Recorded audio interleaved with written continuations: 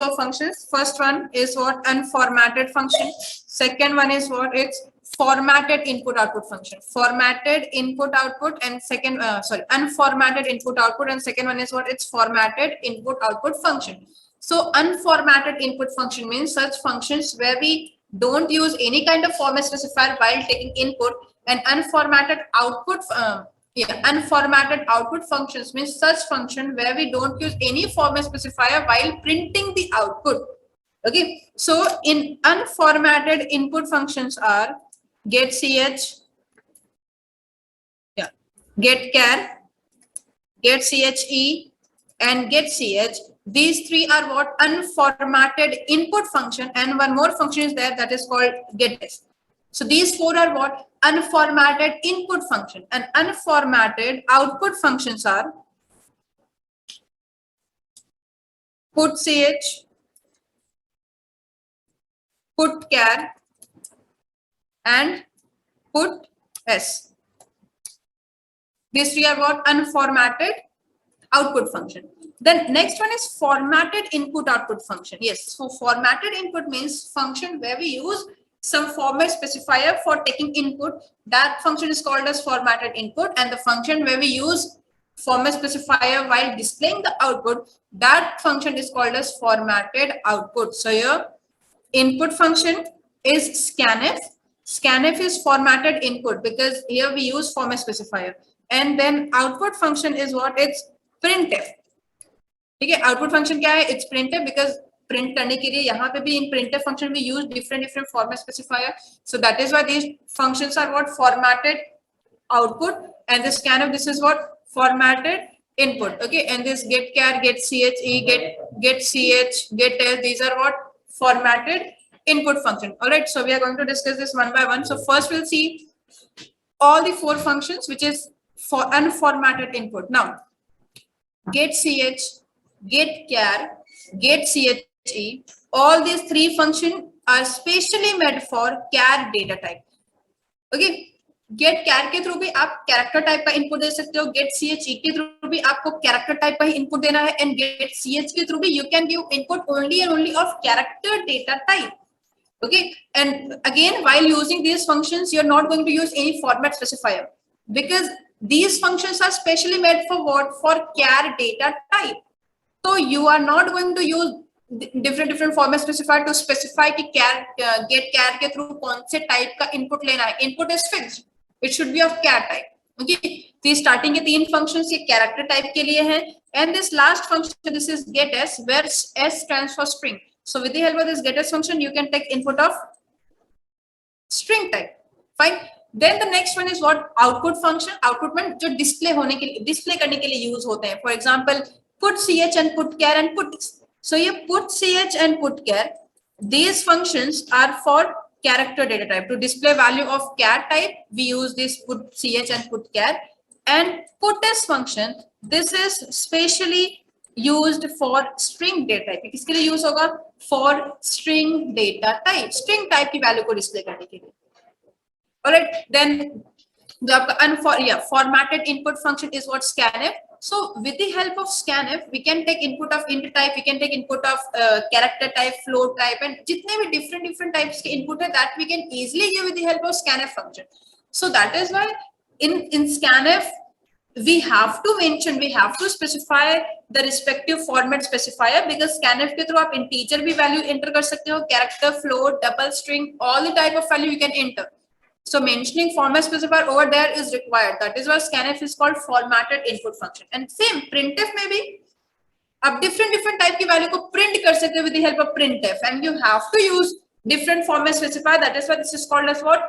Formatted output function.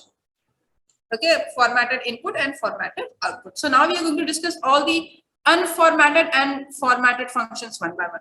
So first we'll see all these things, unformatted input output, and then we'll discuss formatted input output. Okay, so ये जो आपके unformatted input functions है, they are basically present inside this conio.h header file, that get ch, get char, this thing. So that is why here I have included two header files. One is stdio, second one is conio. Why I have used stdio? Because might be I can use printf or scanf here, that's why मैंने use किया है. अगर मैं नहीं करूंगी तो I can remove that. And conio for all those unformatted functions. उसके लिए here I have used that conio.h. The first function which I'm going to use is your getChar. getChar function. Now getChar function से क्या होगा? With the help of getChar function, जैसे scanf में देखो आप input देते हो, वैसे getChar के थ्रू भी आप input दे सकते हो. But scanf में आप अलग अलग टाइप की इनपुट दे सकते हो, बट यहाँ पे आप सिर्फ कैरेक्टर टाइप का ही इनपुट एंटर कर सकते हो. ठीक है. सो हियर कैसे यूज करें बेसिकली getChar? सबसे पहले I will declare one variable, let's say char ch, char name of the variable is g. ठीक है, char g. Here g is a variable of char type. Now in this g variable, I'm going to take input from user at runtime using getChar function. I can take input using scanf, but I'm going to take input using getChar function क्योंकि वो character type के लिए है. Okay. Before that, मैं एक message यहाँ पे दे देती हूँ, printf enter any character. Enter any character. Now in this g variable, I'm going to take input using getChar function. So syntax इसका बहुत easy. getChar का कैसे यूज होगा? See, getChar, you just have to write on getChar. अब इस getChar से आप जो भी एंटर करोगे, fine, whatever you will enter with the help of getChar function. Suppose you want to store that into this g, so you have to write like this: g is equal to getChar. g is equal to getChar. अब getChar के through आप जो भी enter करोगे वो कहाँ store होगा? इस g वेरिएबल में. अब अगर आपको g की वैल्यू को डिस्प्ले करना है, आप printf के थ्रू भी डिस्प्ले कर सकते हो, like this. G is equal to %c, g, like this you can display. या फिर आप सिंपली यहाँ पे लिख सकते हो %c, g, आपको जैसे भी चाहिए वैसे. So here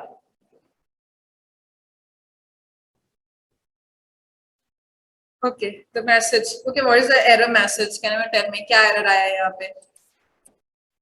My syntax and everything is correct too. What is the error?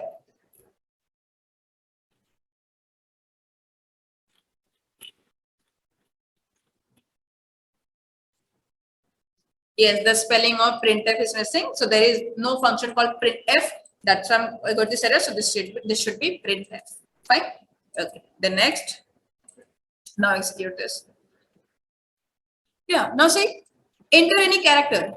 ये मैसेज आ रहा है and afterward again here my cursor is blinking. देखो, enter any character and then next line my cursor is blinking. Why? Because after printf मैंने यहाँ पे क्या use किया? Here I have used this getChar function. तो getChar use किया है तो I will have to enter something. मुझे एंटर करना पड़ेगा. क्या एंटर करना है? आप कोई भी कैरेक्टर एंटर करो. फाइन. बट getChar में क्या होता है? जैसे scanf में देखो, आप इनपुट देने के बाद you will have to press enter की. स्कैनफ में आप कोई भी इनपुट जब देते हो ना, उसके बाद आप जब एंटर की प्रेस करोगे, उसके बाद वो स्कैनफ फंक्शन फिनिश होता है एंड जो भी नेक्स्ट स्टेटमेंट है वो एग्जीक्यूट होता है. Alright. So same in getChar function as well. getChar के through whatever you will enter, जो भी आप कैरेक्टर एंटर करोगे, after entering the character you will have to press the enter key to terminate that getChar function. Fine. So see cursor blink हो रहा है. अब मुझे यहाँ पे कोई भी एक कैरेक्टर एंटर करना है, तो लेट्स मैं ना यहाँ पे देखो मैंने s लिखा, but after s if you see again my cursor is blinking, but char type में तो I can store exactly one character, then why it is blinking?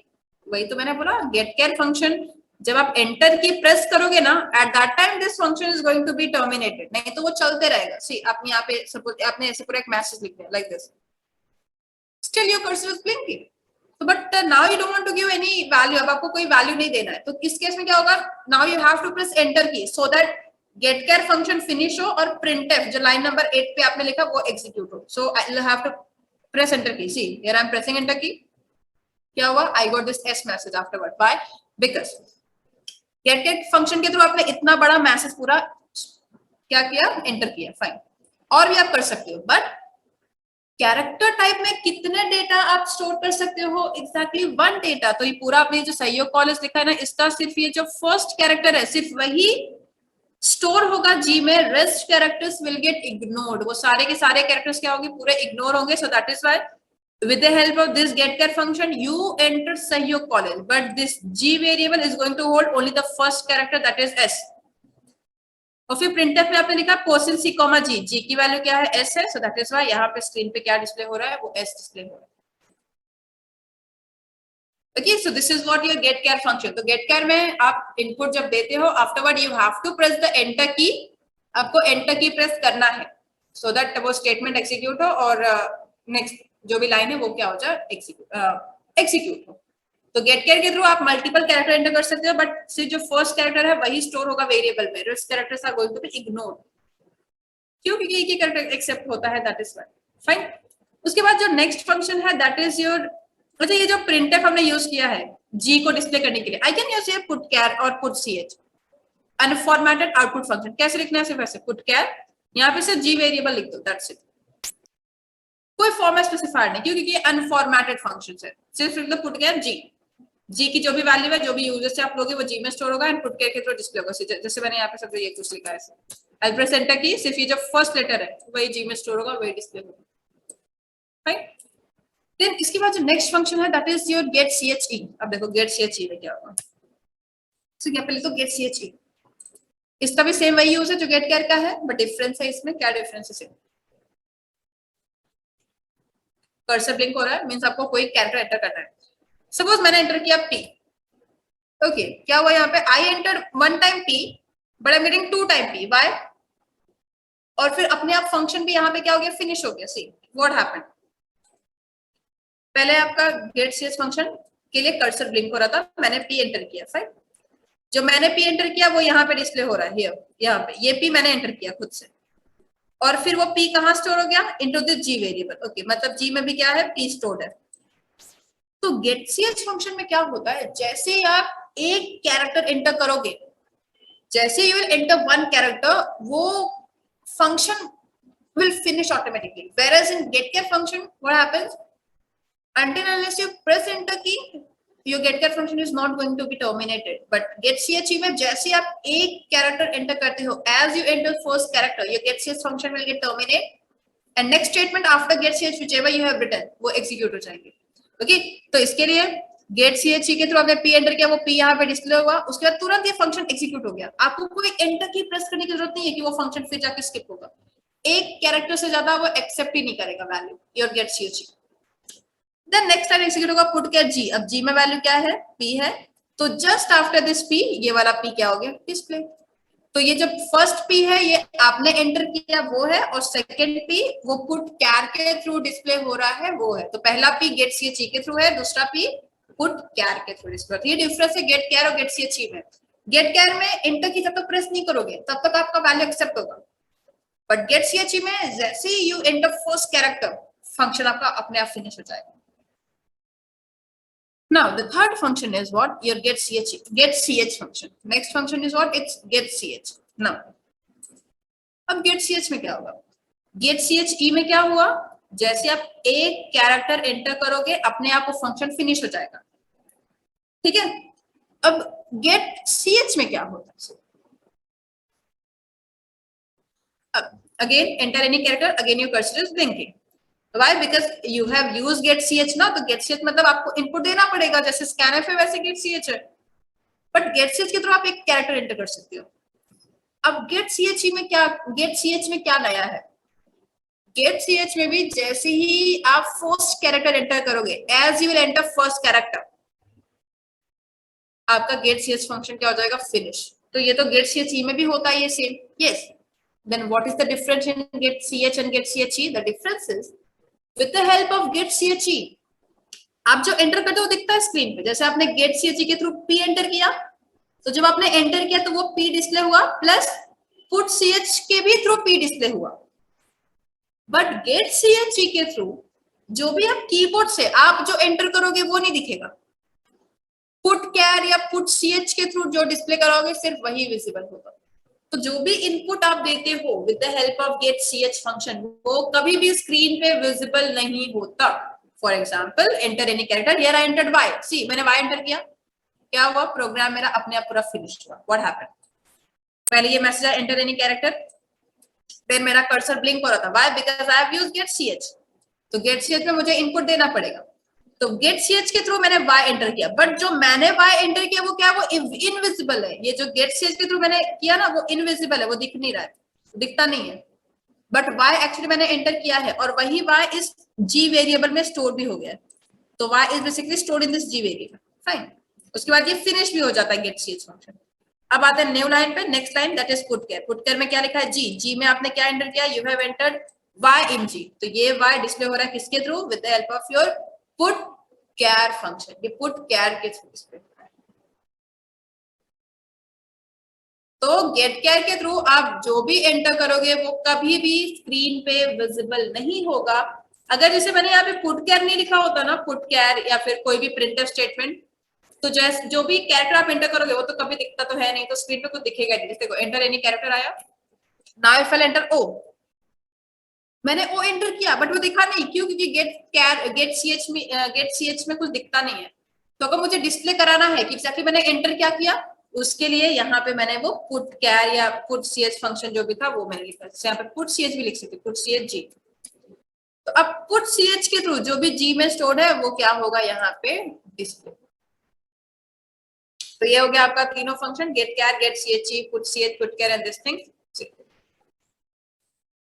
देखो जैसे मैंने यहाँ पे एम एंटर किया, एक ही बार एम आएगा क्योंकि देखो एम एंटर किया, एम डिस्प्ले हो गया, ये पुट कैर, पुट सीएच के थ्रू डिस्प्ले होगा। ओके, तो अब तीनों में क्या डिफरेंस है, गेट कैर में, गेट कैर फंक्शन में आपको enter, you have to press enter key to terminate your get char function, plus आप जो भी एंटर करोगे वो भी दिखता है स्क्रीन पे। गेट सीएचई में आप जो एंटर करोगे वो दिखता तो है, but you don't need to press any enter key to terminate your get CHE function. The next thing is about your get ch। get ch में भी आप जो भी एंटर करोगे वो कभी दिखता नहीं है, प्लस जैसे आपने कोई एक की प्रेस किया आपका गेट ch फंक्शन क्या हो जाएगा, फिनिश, टर्मिनेट हो जाएगा, एंड हो जाएगा वो, और नेक्स्ट स्टेटमेंट जो भी आपने लिखा वो होगा एग्जीक्यूट। तो ये है आपका तीनों में difference, in get ch, in get char and in get che। Is there any doubt to anyone in this, in any of the three functions? Yes, get che, get care, and these things.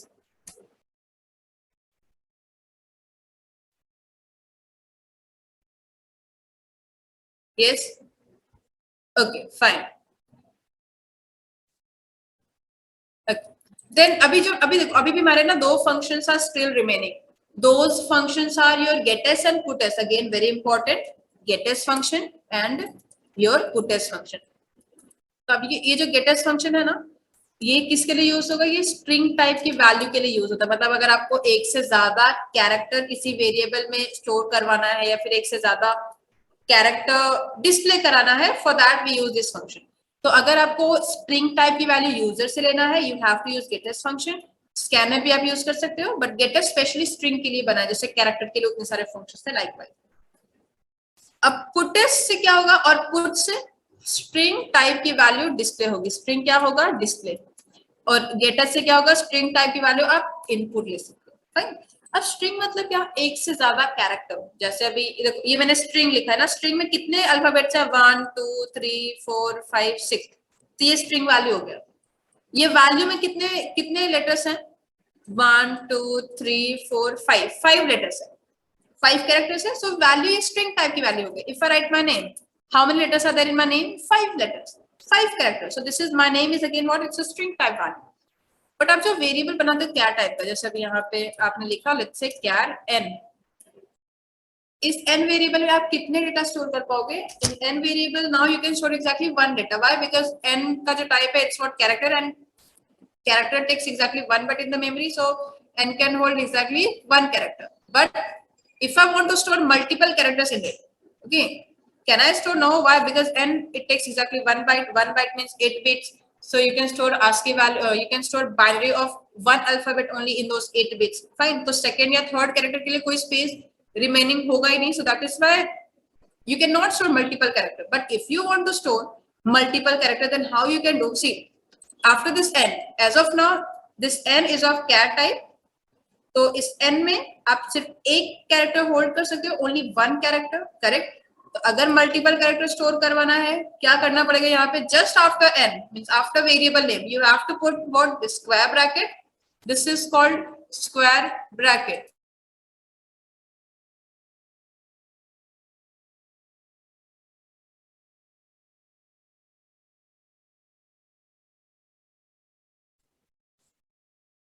Okay, so after n you have to put this square bracket, Now within this square bracket you have to specify one size. Suppose here I am writing 30, n of 30. So here this n variable is not anymore of char type. अब ये n variable char type का नहीं है, because after n I have written 30. What does that indicate? That indicates now this n variable can hold up to 30 characters in it. n क्या कि मैंने 30 लिखा, पहले कुछ नहीं लिखा था, तो n char टाइप का वेरिएबल था एंड उसमें मैं एक लेटर ही स्टोर कर सकती हूँ, any one alphabet. But now n का जो साइज है it's 30. It means I can store up to 30 characters in n. तो now this n variable it's a string type variable. अब ये n कौन से टाइप का वेरिएबल है? स्ट्रिंग टाइप का. This is how we create, this is how we declare string type variable. यहाँ पे if I write here 20, it means now n variable I can store up to 20 characters. If I make it 50, it means I can store up to 50 characters in it. If I make it 10, it means again I can store up to 10 characters. 10 characters मतलब string value ही है. Yes, so this is what your string type value. Char n of 10. n is what string type variable. अब ठीक है, n string type का variable हो गया. Yes, अब मुझे इस n में अपना नाम स्टोर करना है. I want to store my name in this n. Can I? Yes, yes we can. इसका थोड़ा मैं साइज इंक्रीज कर दूं, क्योंकि बिकॉज़ मे बी मेरे लेटर में अगर 10 से ज्यादा कैरेक्टर्स आ गए, तो उसके लिए मैंने साइज 30 लिखा है. 30 तक के कैरेक्टर्स तो इसमें स्टोर कर सकती हूं, up to 30 characters. Alright, before that मैं एक मैसेज देती हूं. यहाँ पे सिंपल सा message, printf enter your name, like this. Enter your name. Now afterward I'll have to enter my name, but not with the help of scanf, with the help of getS. Okay, I'll use getS. Now within this getS function I will write name of string type variable. Within this getS, what I'll have to write? I'll have to write string type variable name. Why? Because why not character type? Because getS function is specially made for string type variable, for taking input of string type. So to store string type value, we need string type variable, and here n is what? It's a string type variable only. So inside this getS, I will write n, getS n. So now with the help of getS function, I can enter multiple characters, and जो भी character मैं enter करूँगी वो इस n में store होगा. Now if you want to display that, puts के through आप even वो n की value को display भी कर सकते, like this, puts n. Now execute it.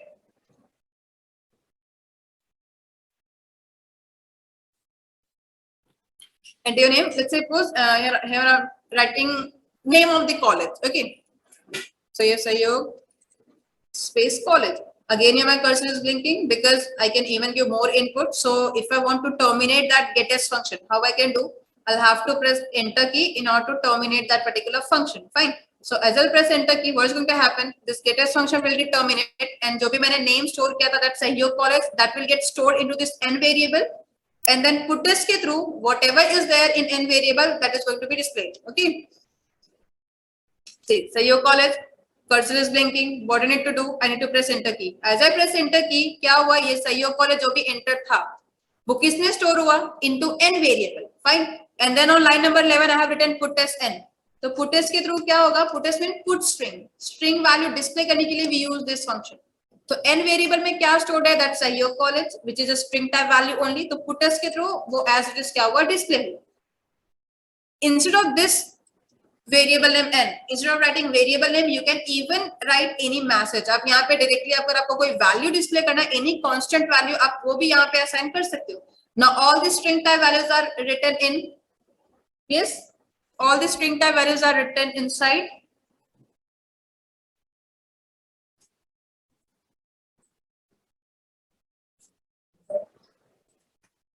ये स्ट्रिंग टाइप वैल्यूज कहाँ पे लिखते हैं?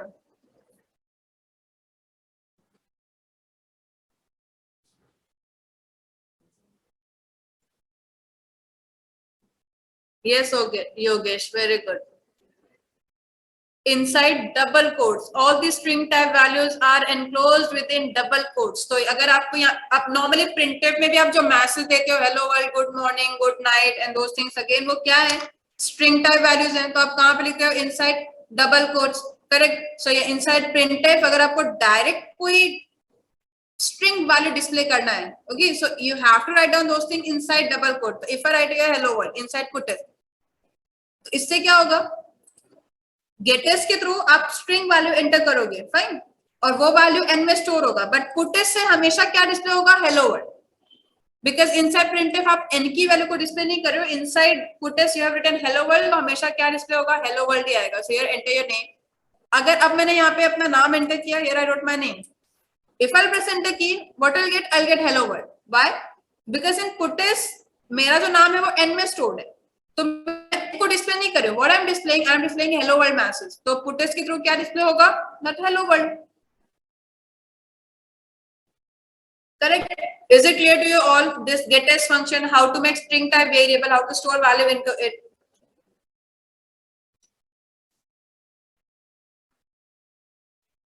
किसी को कुछ डाउट है इन getS function, puts function और in any function?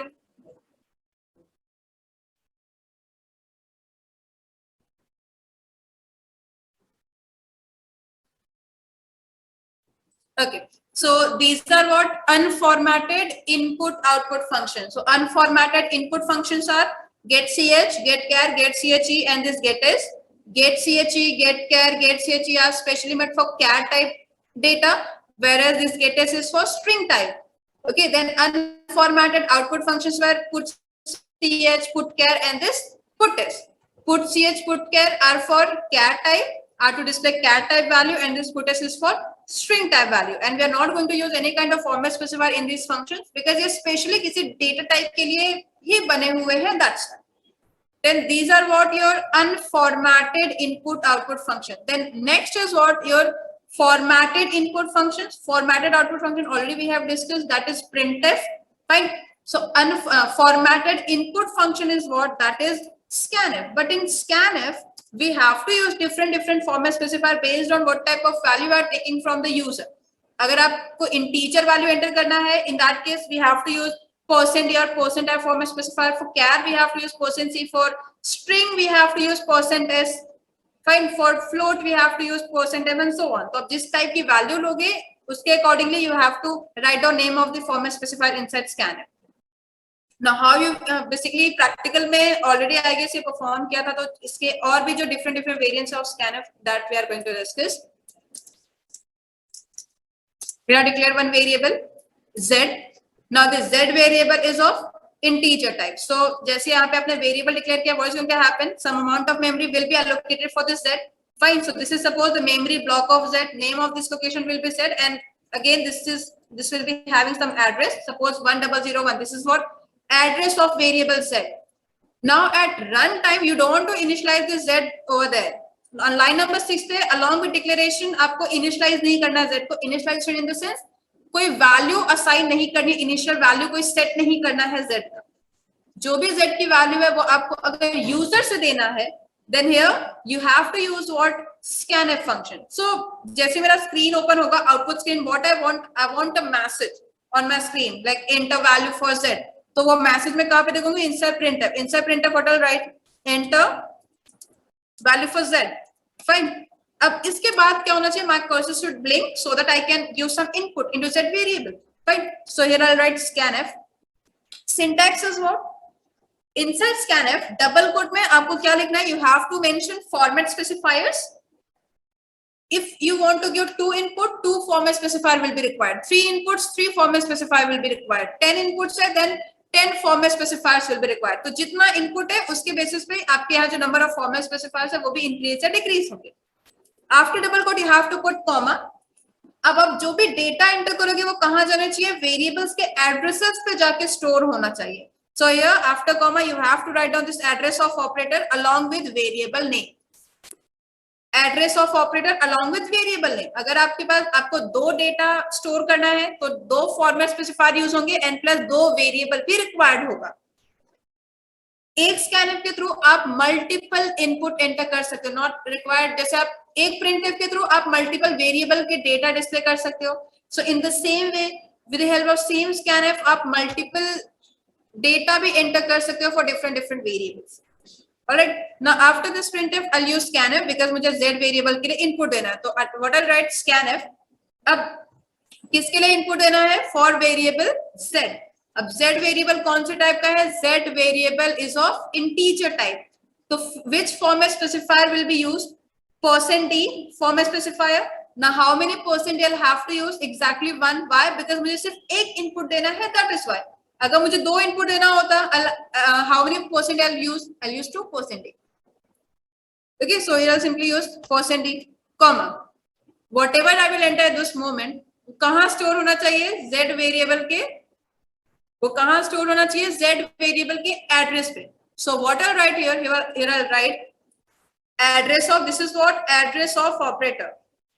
जो भी मैं डेटा स्टोर कर रही हूँ कहाँ जाना चाहिए? Z वेरिएबल की लोकेशन पे, Z के एड्रेस पे. So here what I'll write %, that is address of Z. So यहाँ पे अगर मैंने 10 एंटर किया है तो वो 10 कहाँ स्टोर होगा? Address of Z. मींस यहाँ पे Z के लिए जो ब्लॉक लोकेट हुआ है उस लोकेशन पे क्या स्टोर हो जाएगा? 10. तो अब डिस्प्ले करना है कि what exactly Z is having.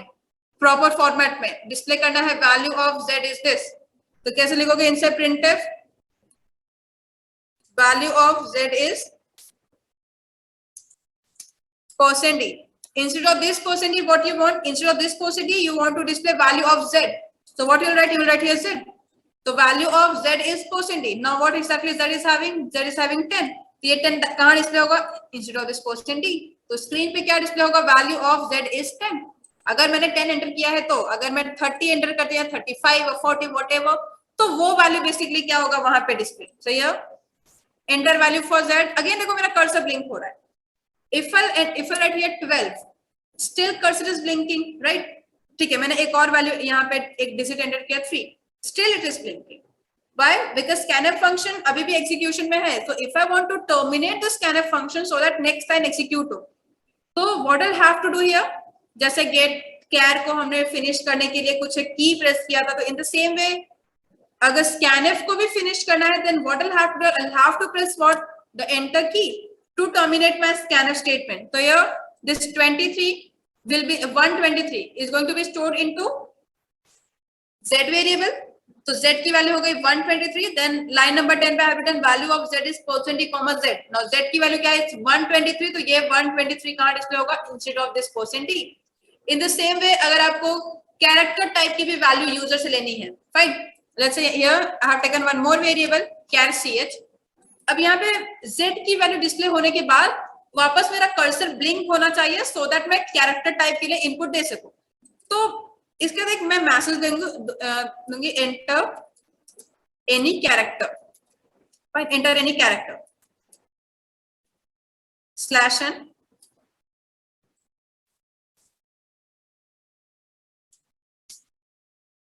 अब इसके बाद मुझे एक कैरेक्टर एंटर करना है, तो here I can use even that get char this functions, but मैं स्कैनफ के थ्रू ले रही हूँ. फाइन, मैं कैरेक्टर है तो मैं put that get che get char ये फंक्शन भी मैं यूज कर सकती हूँ, बट हमने ऑलरेडी वो देखा है. So now we are going to see scanf के थ्रू कैसे कैरेक्टर टाइप की वैल्यू लेना है. तो here I will use scanf.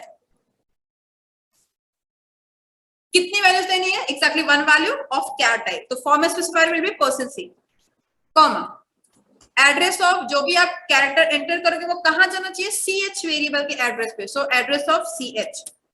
And then जो भी आपने एंटर किया है, if you want to display, so you can write ch is equal to %c, ch, मतलब ch की वैल्यू जो भी है वो क्या हो जाएगा? Display.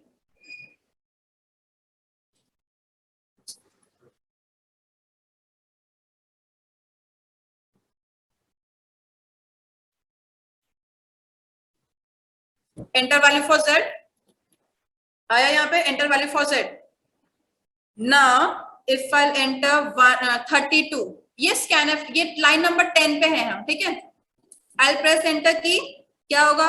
Value for Z is 32. अच्छा, नाउ एंटर एनी कैरेक्टर. अब यहाँ पे क्या हुआ? सी एक्चुअली इनपुट लेने के लिए यहाँ पे वेट हुआ ही नहीं है. Enter any character and then ch is equal to, यहाँ पे क्या गया? प्रॉपर कुछ डिस्प्ले एक्चुअली हुआ नहीं. तो इस केस में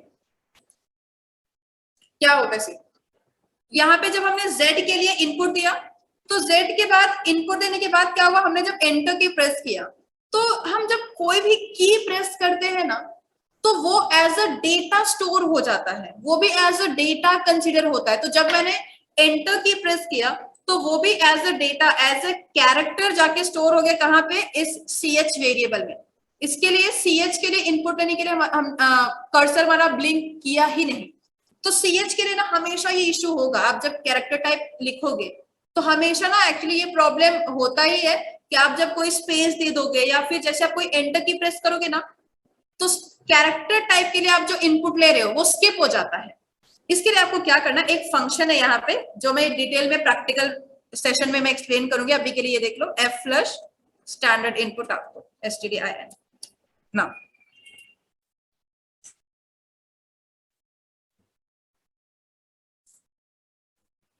enter value for z, now if I enter here 34, now enter any character, now my cursor is blinking, now if I enter here k, again I'll have to press enter key, so here ch is equal to k वह input. But यहाँ पे ये line number 14 पे जो मैंने function use किया, that I am going to explain in your practical session, जब आप ऑफलाइन यहाँ पे होगे, at that time I am going to explain कि व्हाट एग्जैक्टली हैपनिंग। ठीक है, तो excluding this line, this f flush function, is there any doubt to anyone in this scanf function? Yes, किसी को कुछ भी डाउट है यहाँ पे? I am going to explain this function again.